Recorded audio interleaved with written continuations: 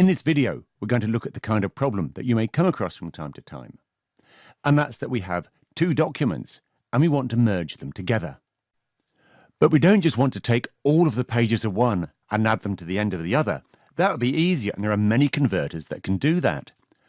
We're going to take page 1 from the first document, and then page 4 from the second document, page 2 from the first document, page 3 from the second document, and so on.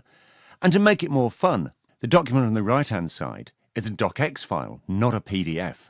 So we're going to try and merge pages from a PDF and a DOCX together to give an interleaved PDF. Let's see what we can do. Let's drag that first one, and then we drag the second page. Then we drag the next one, and so on. And we can keep doing this. And we could do it all through all the pages of the entire document. We'll stop when we've got 4 from each. We're now in a position where we can download our file. And we'll find that the generated file has got all of the pages exactly as we wanted them. What a result! While we did this manually, we could have used the power of a prize to have done this automatically as part of a script. Awesome!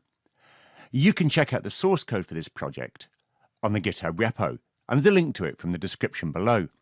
And if you've enjoyed this, click on subscribe, and then you'll hear when we release new videos. Thanks for watching. See you next time.